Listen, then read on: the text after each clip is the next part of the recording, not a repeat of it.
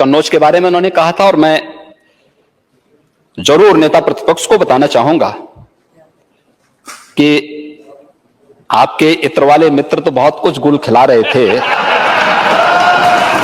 लेकिन इत्र उद्योग के लिए ईमानदारी के साथ कार्य हम लोगों ने किया है। और मुझे लगता है कि अगर गाय का दूध के बजाय मुझे लगता है कि गौ माता की सेवा सचमुच किए होते नेता प्रतिपक्ष, तो संभवतः गाय माता की भाषा बोले भी होते, बड़ी सार्व बुद्धि से अपनी बात कहे होते। लेकिन भैंस के दूध का ज्यादा असर भाषण में दिखाई देगा, गाय कम था। लेकिन आपको गाय के गोबर में बदबू आती है, क्योंकि अगर आपने पूजा किया होता, गाय के गोबर को लक्ष्मी के रूप में रखा होता, तो भारत की समृद्धि का प्रतीक तो वहीं से प्रारंभ होता है। संभवतः आप ये प्रश्न यहां पर नहीं किए होते। मैं देखना था माननीय नेता प्रतिपक्ष को, एक तरफ किसान की बात कर रहे थे, दूसरी तरफ उन्हें गोबर में बदबू नजर आ रही थी। कैसी विडंबना है। गोबर तो हमारे यहां गाय का गोबर तो बड़ा पवित्र माना गया है, और मुझे लगता है कि थोड़ा भी नेता प्रतिपक्ष हम लोगों से नहीं मानते, हो सकता है वे पूजा ना करते हो, लेकिन मैं वही आ रहा हूं। मुझे लगता है कि अगर आपने चचा शिवपाल जी से ही कुछ सीखा होता,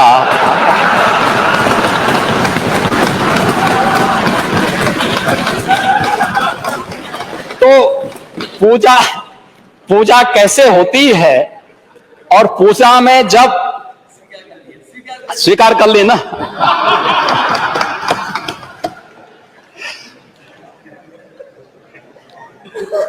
आप देखते होंगे घरों में जब पूजा होती है हर एक जगह मूर्ति नहीं होती। हाँ, गाय का गोबर, आप इसीलिए यही चाचा के संपर्क में आने का परिणाम है ये।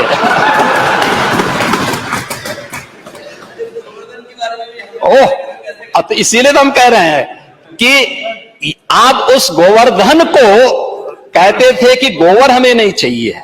आप मुझे बताइए, कृषि प्रधान देश भारत की कृषि प्रधान व्यवस्था बगैर गाय की नहीं हो सकती, और बगैर गाय के गोबर से नहीं हो सकती है। गाय के गोबर यानी ये पूजा से लेकर के, संस्कार से लेकर के भारत की कृषि प्रधान व्यवस्था को, जो हम लोग नेचुरल फार्मिंग के नए कार्यक्रम को लेकर के आ रहे हैं, ये नेचुरल फार्मिंग के साथ में तो चाहूंगा आप में से बहुत सारे माननीय सदस्य इसमें किसान हैं, प्रगतिशील किसान हैं। आप देखना, नेचुरल फार्मिंग आपके पेस्टिसाइड, फर्टिलाइजर और केमिकल की जितनी समस्या, यानी जो भी ये इससे इफेक्ट, साइड इफेक्ट है, इससे मुक्त करते हुए आप एक ऑर्गेनिक प्रोडक्ट देने की स्थिति में होंगे। और ये नेचुरल फार्मिंग बगैर गौ माता के संभव नहीं है, और सरकार उसको उसी दिशा में आगे बढ़ाने का काम कर रहा है। सरकार उसी दिशा में इस कार्यक्रम को आगे बढ़ाने का कार्य कर रही है। लेकिन आपको गाय के गोबर में बदबू आती है, क्योंकि अगर आपने पूजा किया होता, गाय के गोबर को लक्ष्मी के रूप में रखा होता, तो भारत की समृद्धि का प्रतीक तो वहीं से प्रारंभ होता है। संभवतः आप ये प्रश्न यहां पर नहीं किए होते, और आप ये नहीं कहे होते कि कन्नौज की आवश्यकता क्या है। कन्नौज प्रदेश का हिस्सा है, हम भेदभाव नहीं करते हैं। हमने बिजली दी तो सबको दी, विकास किया सबका किया, सबका साथ सबका विकास, ये हमारा विजन है, सभी के लिए, सभी के लिए। ऐसा कुछ देखिए, कोई व्यक्ति ये नहीं कह सकता है कि हमें छोड़ दिया है। हमने हर जिले के लिए कार्य योजना बनाई, और नहीं, समुदाय के लिए भी, सारी समुदाय के लिए हमने, कोई समुदाय ये नहीं कह सकता कि देखिए, प्रधानमंत्री आवास योजना या कल्याणकारी योजनाओं की जब हम बात करते हैं, एक बात बताऊं मैं, 43.5 लाख आवास बने हैं, और इस 43.5 लाख आवास में किसी भी योजना का, जो भी हमारी लाभार्थी परक योजनाएं हैं, इन सभी लाभार्थी परक योजनाओं में उत्तर प्रदेश में अल्पसंख्यक समुदाय की जो आबादी है 18 से 19% के आसपास होगी, लेकिन योजनाओं का लाभ 35% से अधिक लिया गया है उत्तर प्रदेश के अंदर। और बकायदा उसके नंबर हैं, उनके नाम हैं।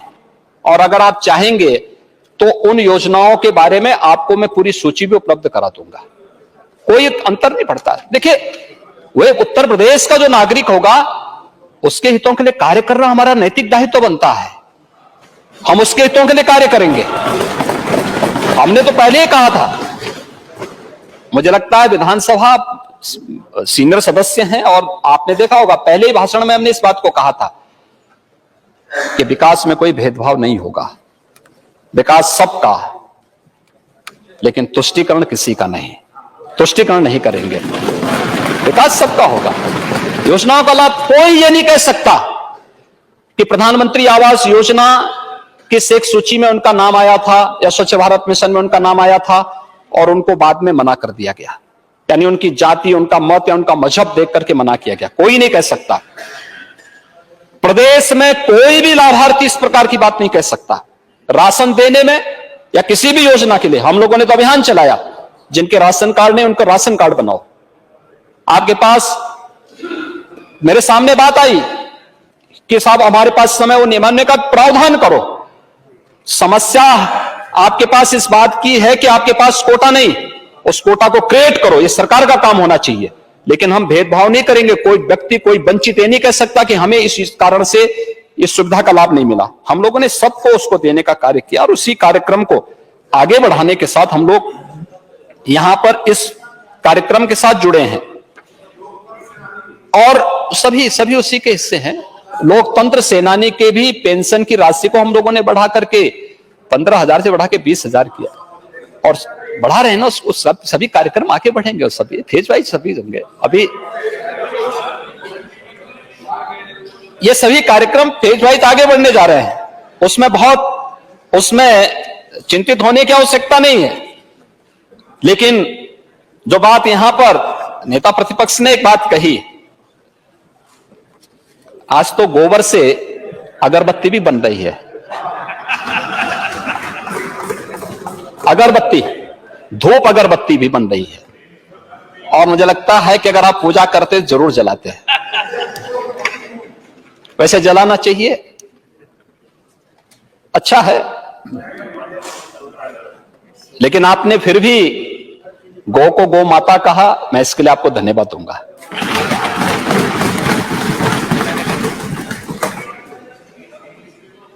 और गौ की रक्षा होनी चाहिए। अगर हमें प्राकृतिक खेती का यानी नेचुरल फार्मिंग के प्रधानमंत्री जी के विजन को जैसे ही धरातल पर उतारेंगे, बहुत सारे हमारे प्रगतिशील किसानों ने इस दिशा में कार्य प्रारंभ किया है, उसके अच्छे परिणाम सामने आए हैं, उसके ट्रेनिंग के कार्यक्रम चल रहे हैं और बजट में बुंदेलखंड को तो हम लोगों ने खासतौर पर इसके लिए चयनित किया, उसके लिए धनराशि की व्यवस्था की है। गंगा के तटवर्ती क्षेत्रों में 5-5 किलोमीटर के दायरे में भी इस कार्यक्रम को आगे बढ़ाने के लिए सरकार इस कार्यक्रम को आगे बढ़ा चुकी है और हम चाहेंगे कि जो भी इस प्रकार के अन्नदाता किसान हैं वे इसके साथ जुड़ जाएंगे तो इसका लाभ उन्हें प्राप्त होगा।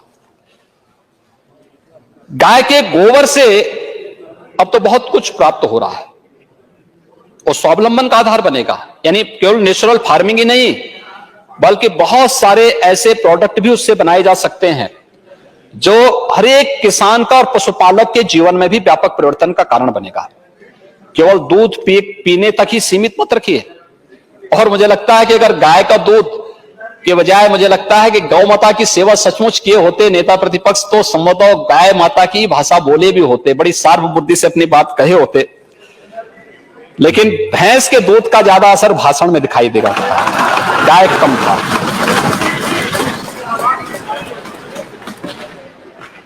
लेकिन फैट कंटेंट की दृष्टि से बहुत सारे लोग पसंद करते हैं और उनको जिस रूप में कार्य करना है तो लोग बोलते हैं तो भाई जिसकी लाठी उसकी भैंस, तो लोग उसी तर्ज पर काम करने में ज्यादा विश्वास करते हैं इसलिए। लेकिन कन्नौज की चिंता उन्होंने जरूर की, कन्नौज के बारे में उन्होंने कहा था और मैं जरूर नेता प्रतिपक्ष को बताना चाहूंगा कि आपके इत्र वाले मित्र तो बहुत कुछ गुल खिला रहे थे, लेकिन इत्र उद्योग के लिए ईमानदारी के साथ कार्य हम लोगों ने किया है। और जो कार्य हुआ है, हम लोगों ने वन डिस्ट्रिक्ट वन प्रोडक्ट में भी इत्र को कन्नौज के साथ ही जोड़ा है। हमारे वहां के माननीय सांसद श्री सुब्रत पाठक जी लगातार इसके लिए यहां प्रयास कर रहे थे और उनके द्वारा भी इस बारे में कहा गया। वर्तमान में इत्र का 800 करोड़ रुपए का व्यापार हो रहा है वहां से, अकेले कन्नौज से।